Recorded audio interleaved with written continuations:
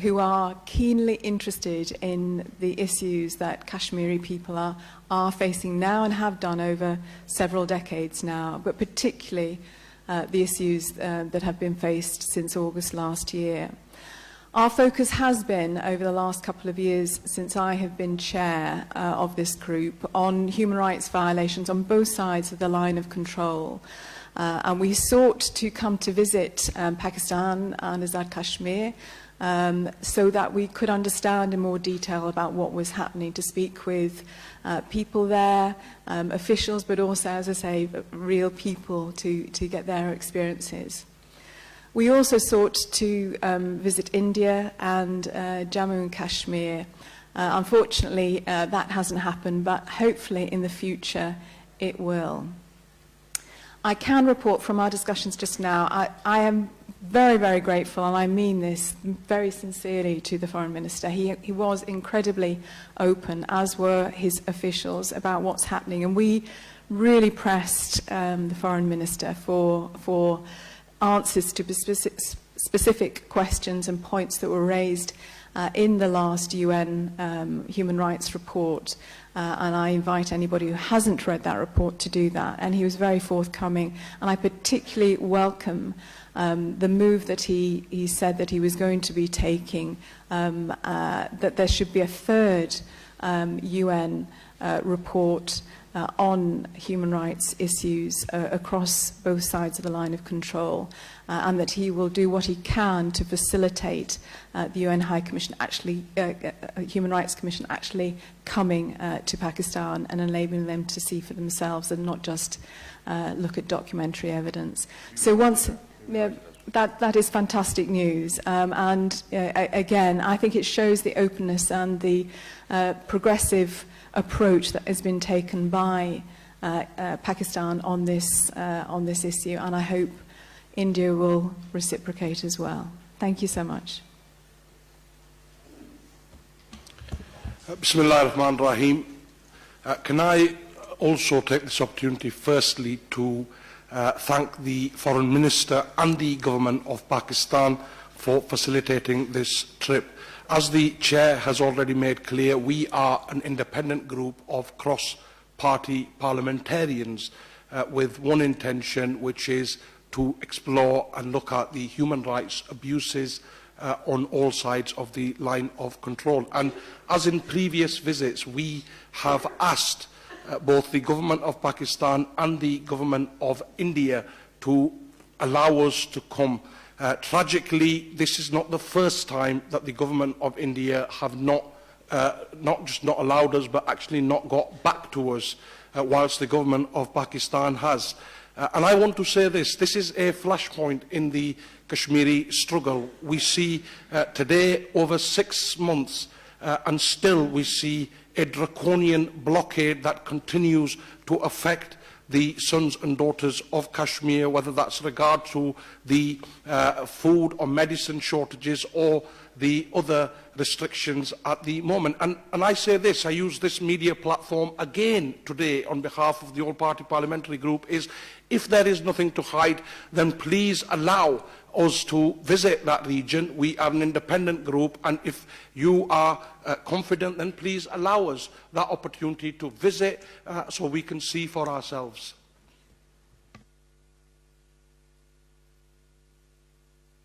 Isa from Indus TV. Isa Nakwi representing Indus News. We've seen your work in the past as well. It seems that it's not favoring Pakistan, or it's not anti-India. It talks about human rights. After 5th of August, there have been issues of access on the other side of the line of control. This is what we have seen. The media reports about it. The media doesn't have access. The international media doesn't have access. The UN military observers, they do not have access. And the international observers, recently there was an incident of such kind as well. What do you have to say about that? You will be visiting the Azad Jammu and Kashmir on the Pakistani side, but on the other side of the line of control, there is an access issue. Thank you. Well, as I mentioned in my opening remarks, that is a source of real concern. So when we were planning this trip, we wanted to make sure that the delegation visited both India and Jammu and Kashmir and have access in the same way that we've been facilitated by the Pakistani government. As Imran has said, I have had no responses to my requests for a delegation to go to Jammu and Kashmir. None whatsoever. But I do hope that India will take the opportunity to reflect on this, to reflect on Pakistan's approach to addressing the issues that it has faced in its different parts of the country, and how they're responding to the report from the UN. To take this opportunity, as I say, to become more open, to allow us to independently see. As again has already been said, we are an independent group. We are not anti-India or pro-Pakistan. It is pro-human rights. Heather, please. Thank you, ma'am. We have earlier heard you at Institute of Strategic Studies very briefly, and you are saying that you are pro-human rights. So it is in the context of pro-human rights that human rights situation is worst in Indian-held Kashmir. Merely expressing concern or condemnation, it cannot be the compensation to the miseries of the people of Kashmir over there. British Parliament, this House of Commons is very powerful, and British government is answerable to the House of Commons. So what beyond this condemnation are concerns, what measures you will suggest to 10 Downing, to the most powerful Prime Minister, the British Prime Minister, for an end to this repression in Indian-held Kashmir? And your voice could be, excuse me, could be heard in Brussels, which is EU's headquarters, could be heard in Washington as well. So what forceful measures you will suggest to improve situation of human rights in Indian-held Kashmir? Thank you.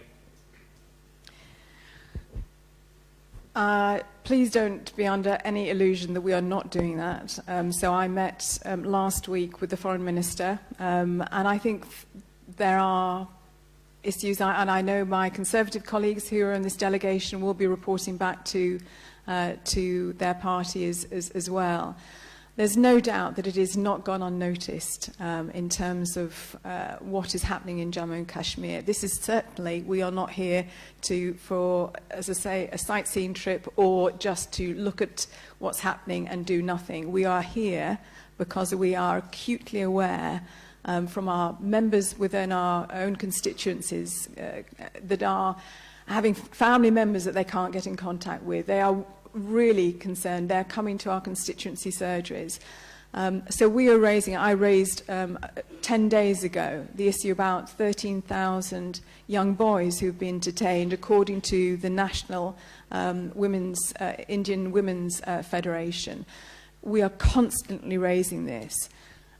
We hope that in addition to what we are doing and through our government, the international community as a whole will recognise that human rights has to be a priority.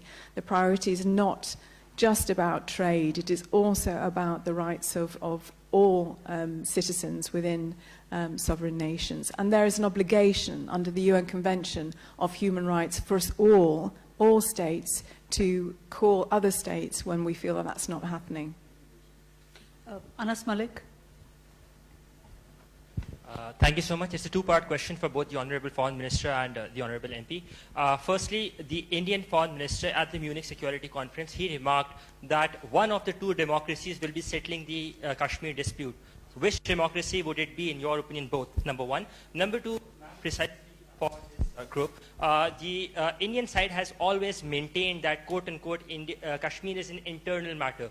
You being the chair of the group, how do you see this claim, given that you've already issued reports as well and it hasn't been much made in by the Indian government? Thank you. As far as the issue of internal matters is concerned, I think that was very well answered by the Secretary General of the United Nations when he categorically said that the Security Council resolutions are as relevant today as they were previously. So, if that is so, then it is no longer an internal matter. It is an internationally recognized dispute, and the Secretary General of the United Nations endorses that. He said so in so many words. He also said categorically that he is concerned about human rights violations. He said it in Islamabad, you were there, and he said it in Lahore when he was engaging with the press at Kartarpur. So that's very obvious. The statement made by Jaishankar, Minister for External Affairs, that's his opinion, and everybody has a right to have an opinion, that one democracy will take a decision. That democracy has taken a decision, and that was on the 5th of August. And you've seen the reaction to that decision. You have seen how the Kashmiris, those Kashmiris that were previously engaging with them, forming governments with them, coalition governments with them, have rejected that action. Today, many organizations within India are calling the Public Safety Act as draconian. International human rights bodies are calling it draconian and are being critical of that. Today, a huge segment of population within India, and not Muslims, other minorities inclusive, are saying that the Citizen Amendment Act was a folly. It has defaced the image of a secular democratic India. So their action is becoming increasingly pronounced. In terms of, is this a bilateral issue, I think I responded to that in the earlier question, but just to repeat my response, when, and Prime Minister Qureshi, in his response about the UN Secretary General, made it absolutely clear around the UN resolutions that they are still in place, they are still actionable, and it needs to be recognised that these are international concerns. But as I get back to the human rights issue, it is the obligation of all states, according to the UN Convention, to act when they feel another state is discriminating to such an extent against a minority within their community. And that is what we need to do, and we need to make sure that the UK responds to that. Human rights are not negotiable. They are for everyone, regardless of gender, regardless of age, disability, religion, ethnicity. They are for all of us. At the back, Tariq Malik. Can I just come in on that? 2 points, please. The first thing I want to say is, just to conclude on that point, human rights can never, ever be bilateral issues. Human rights are always international issues for the international community, and anybody reverting away from that point needs to go back and check the rule book in terms of what the international law says.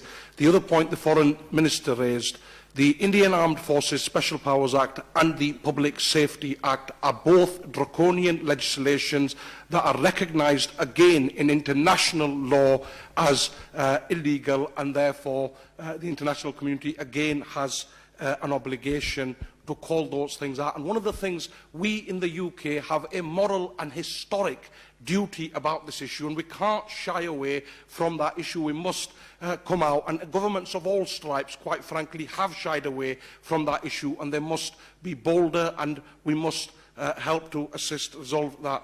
The final thing I want to say with regards to the statement by from the Indian government ministers is many statements that we've seen have been very irresponsible, and we would say that they are not befitting of those roles. Tariq, at the back. Tariq Malik, at the back, please. Thank you. Thank you very much. This is Tariq Mahmood from Hum TV. Ma'am, we see that international efforts are going on. The UN Secretary General has also said that the UN Security Council resolutions must be implemented, and they are as relevant as they were. But we see that the ongoing kind of genocide in Indian occupied Kashmir. What UK is a very important member of international community. On international, you have a say on international forums as well. What is the way forward as we see there is internal pressure building on the government of Pakistan that to do more and to stop and to do something to stop the human rights violation? What is the way forward?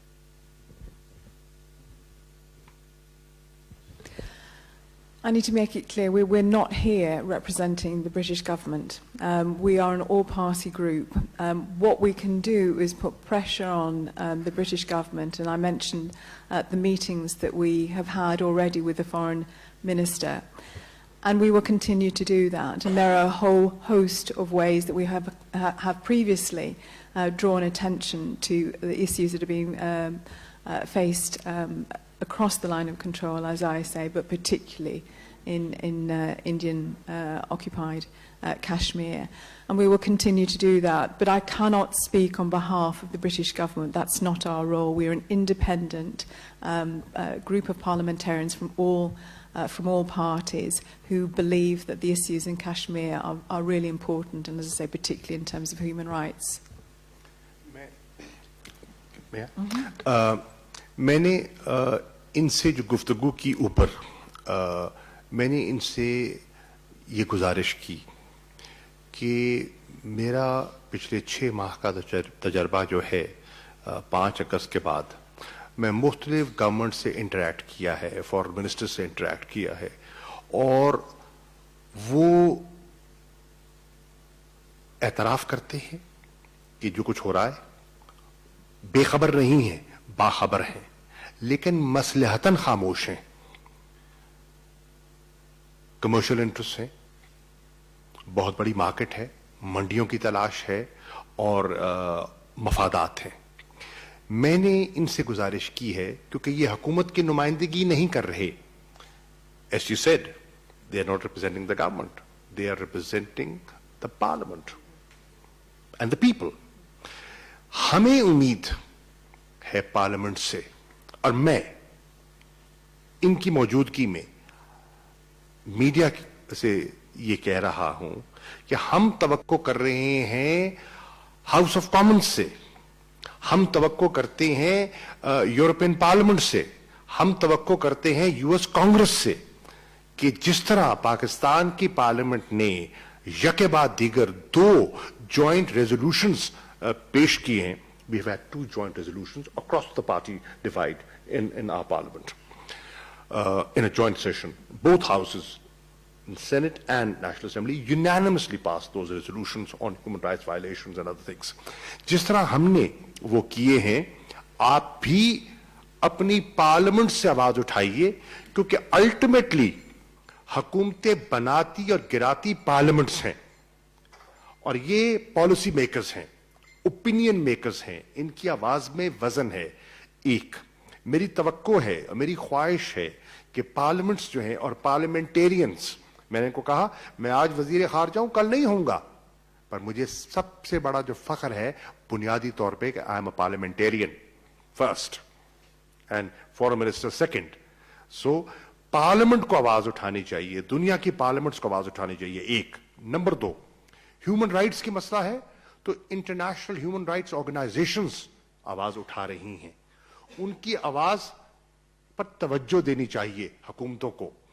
जो हुकूमतें अलंबरदार हैं इंसानी हकूक की, वो क्यों नहीं सुन पा रही कि जो वो ह्यूमन राइट्स बॉडीज कह रही हैं. और तीसरी चीज, आप क्लेम करते हैं डेमोक्रेसी. एक डेमोक्रेसी की अपनी वैल्यूज होती हैं, डेमोक्रेसी का अपना कल्चर होता है, तो क्या वो डेमोक्रेसी खामोश रहेगी? और इस किस्म की जब वायलेशंस हो रही हैं कि डेमोक्रेसीज को भी अपना रोल प्ले करना है, तो मैं डेमोक्रेटिक गवर्नमेंट से, मैं ह्यूमन राइट्स ऑर्गेनाइजेशन से और पार्लियामेंट से तवक्को करता हूं कि इस मसले को, जो कि बहुत नाजुक है और जिसका तज़करा कल हुआ है कि ये कश्मीर जो है एक न्यूक्लियर फ्लैश पॉइंट बन गया है। ये इमरान खान नहीं कह रहे, ये म्यूनिख की सिक्योरिटी कॉन्फ्रेंस कह रही है जो वहां हुआ है, और उस पर एक तज्जिया पेश किया गया है कि खुदा ना खास्ता अगर हालात बिगड़ते हैं तो क्या नौयत हो जाएगी और उसका ग्लोबल इंपैक्ट क्या होगा। Question Ali Jaswal at the back, please. Thank you. Well, sir, how would you evaluate your performance, your group's performance, and Pakistan's performance in terms of lobbying for Kashmir issue, as it has been more than 6 months and not even a single Western country has categorically condemned the Indian act of annexation of Kashmir into its union, and it has been, and not to mention the demand to reverse their act, which is a huge setback. Even the UN Security, the Secretary General did not condemn the Indian act of annexation, and it seems as if once the human rights issues will be concerned, things would perceive to be normal, and which is not just a huge setback for Pakistan's foreign policy, but for the Kashmiris' right to self-determination. And what about the other groups, those who are raising the voice on the Kashmir issue in the West? Do they consider the Kashmir issue to be resolved as per the UN Security Council resolutions, or are there any groups, those who demand independent Kashmir also?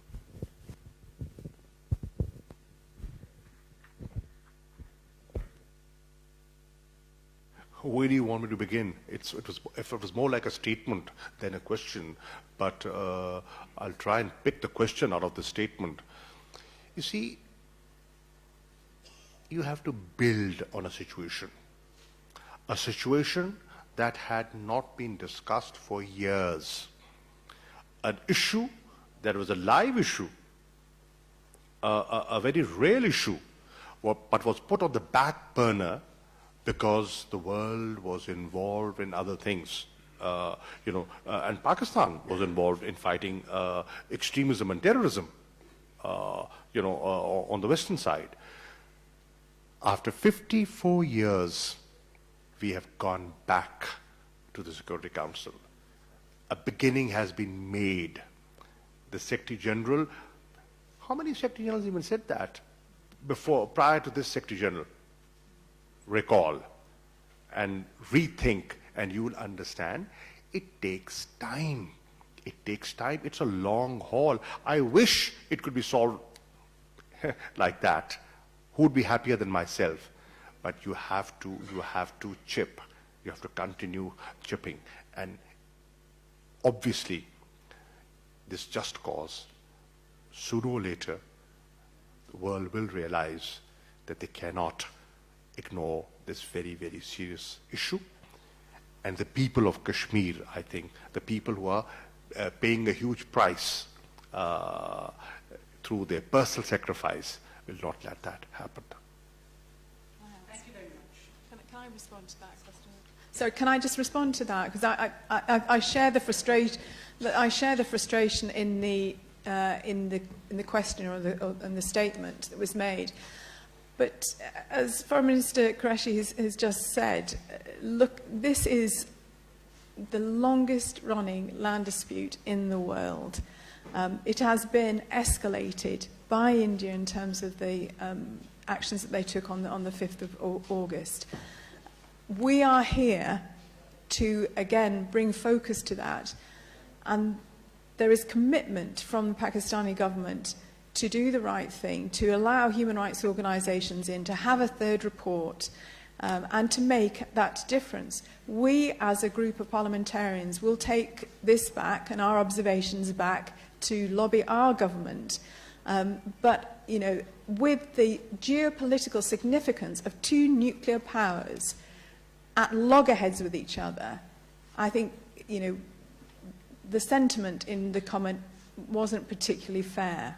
I understood the frustration, but the sentiment wasn't particularly fair. Thank you. नाज़रीन, गुफ्तगू सुन रहे थे आप बरतानवी अरकान parliament की वज़ीर ख़ारजा के हमरा न्यूज़ कॉन्फ्रेंस करते हुए।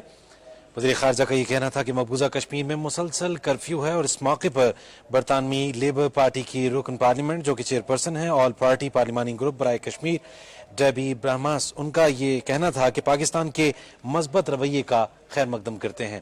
تازہ ترین میں فی الوقت اتنا ہی، اور اب بڑھیں گے علاقائی نیوز کی جانب۔